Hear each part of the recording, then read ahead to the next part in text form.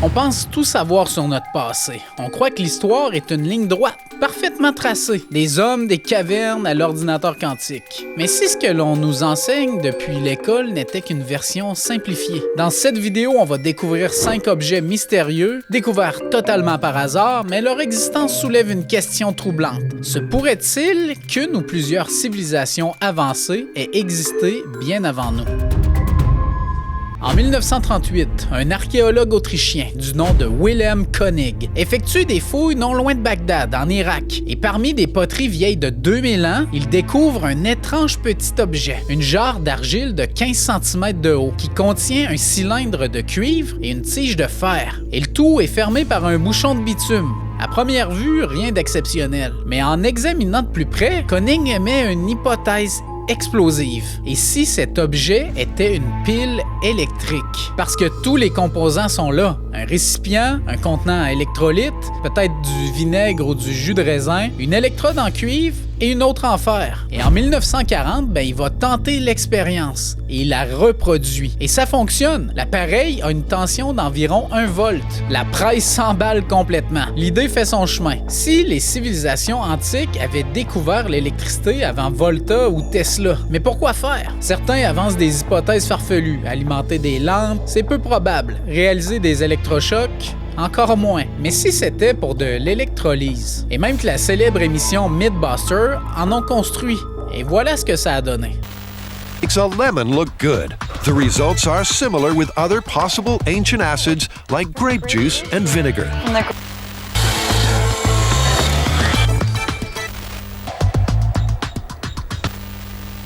That's a nice, tight fit.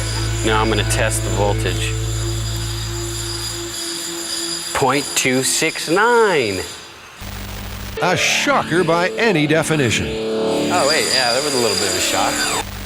Mais je vous invite en fin de vidéo pour démêler tout ça, parce que pour le moment, on va aller voir des pierres vraiment étranges. En 1966, au Pérou, le docteur Javier Cabrera reçoit une pierre étrange pour son anniversaire. C'est une pierre noire, plate, gravée de motifs énigmatiques. Elle semble vraiment ancienne, mais les dessins qu'elle porte défient toute logique. On voit des hommes observant des étoiles à l'aide d'un télescope, des chirurgies complexes, des continents perdus, mais surtout des dinosaures. Intrigué, Cabrera va commencer à collecter plusieurs pierres et au fil des ans, il va en accumuler jusqu'à 15 000. Et toutes sont gravées de scènes étranges, parfois terrifiantes. Certaines montrent des greffes du cœur, des greffes de cerveau, comme si une civilisation inconnue avait maîtrisé une médecine avancée il y a des milliers d'années. Mais d'où viennent ces pierres? Ils sont principalement retrouvés dans la région d'Ica, non loin des lignes de Nazca, pour ceux qui connaissent un peu cette région. Certains affirment qu'elles auraient été découvertes dans des grottes ou des tombes précolombiennes.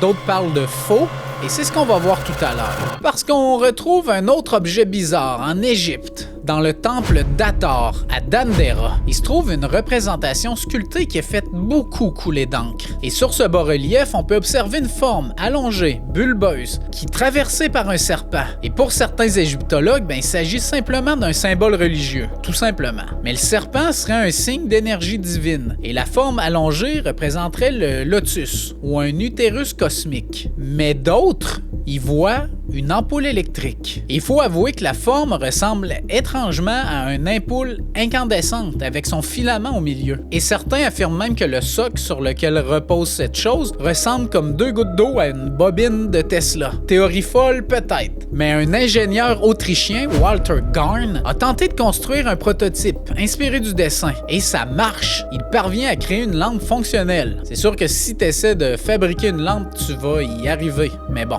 Alors, est-ce que l'Égypte ancienne maîtrisait l'électricité? Là encore, on n'a aucun texte ancien qui mentionne une telle technologie. Et aucune lampe réelle n'a jamais été retrouvée. Mais ce bas-relief et cette obsession de certaines élites antiques, comme dans les catacombes profondes, il n'y a aucune trace de suie retrouvée au mur. Alors comment ils ont fait pour construire en pleine noirceur? On y revient encore une fois tout à l'heure. Parce que pour le moment, j'ai quelque chose d'un peu étrange et mystérieux. La carte de Piri Reis.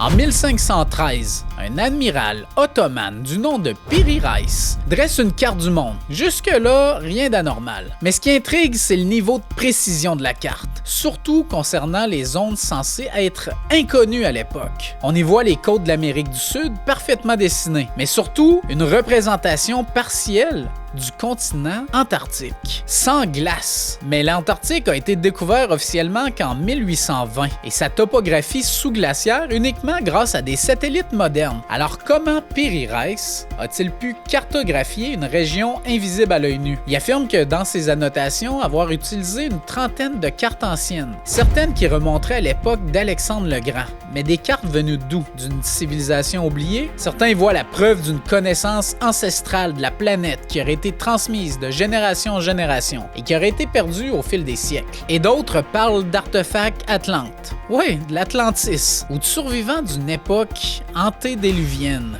Mais pour tous les curieux, la carte de Piri Reis reste un mystère fascinant. Mais ça n'a rien à voir avec la prochaine, la machine d'Anticythère.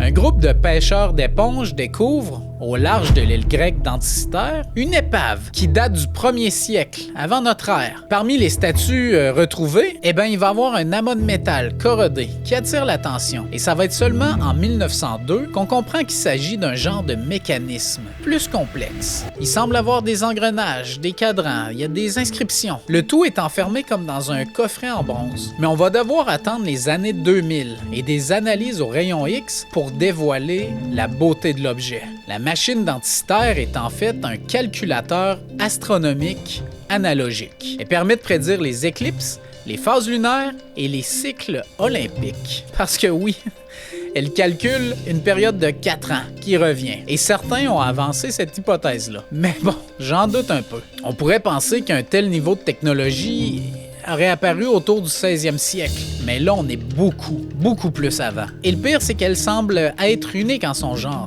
On n'a aucune équivalence connue à ce jour. Et pour ceux qui se sont rendus jusqu'ici, félicitations et je vous invite à commenter tous ceux qui ne l'auront pas fait, parce qu'il y en a plusieurs qui semblent commenter avant de terminer la vidéo. Pour ce qui est des piles de Bagdad, la théorie de la pile antique a longtemps fasciné, mais la communauté scientifique reste sceptique. Par contre, ça fonctionne, ça a été prouvé et recréé. Donc pourquoi dire que c'est pas une pile quand c'est une pile? Je comprends que la théorie de la pile comme on la connaît aujourd'hui pour alimenter des lumières comme j'utilise présentement est totalement fausse. C'est pas vrai. Mais ça aurait été utilisé pour l'électrolyse et plaquer de l'or sur des bijoux, ce qui est totalement plausible. Pour ce qui est des pierres d'Ica, pour notre brave docteur, ce sont des faux. Ça a été avoué par des locaux que ça avait été fait à la main et vieilli artificiellement. Et les représentations de dinosaures s'inspiraient largement des iconographies populaires des années 60, qui a renforcé l'idée d'un canular. Et en l'absence de preuves solides ou de documents historiques,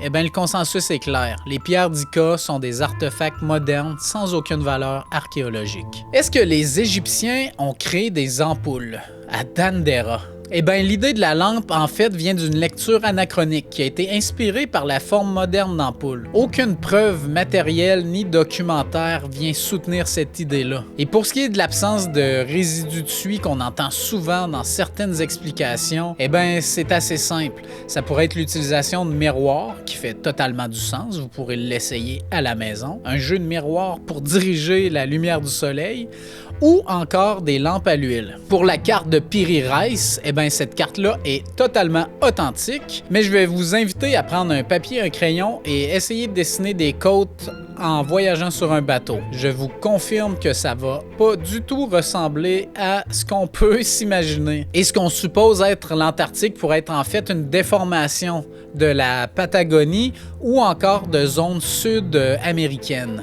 Et certaines sources de Piri Reis venaient de probablement cartes médiévales qui étaient tout sauf précises. Pour la machine d'Anticythère, elle témoigne totalement d'un savoir mécanique avancé chez certains Grecs. Et c'est quand même assez incroyable parce que la machine est juste folle. Il est possible que d'autres mécanismes comme ça aient existé, mais ont tout simplement jamais été retrouvés. Ou encore à ce jour. Et il y a eu beaucoup de destruction de bibliothèques massives dans ces années-là. Donc oui, il s'est perdu du savoir, ça c'est sûr et certain. Jusqu'à quel niveau? Eh bien, on le saura jamais. Alors, est-ce que tous ces objets viennent de notre monde? Eh bien, je pense que oui. Mais souvent, les découvertes qui vont troubler le plus, c'est pas celles qui vont faire les manchettes. C'est celles qui restent cachées au fond des caisses dans des musées. J'espère qu'on va découvrir plusieurs choses sur cette chaîne. Vous êtes plusieurs à vous avoir abonné. Merci beaucoup tout le monde. À la prochaine.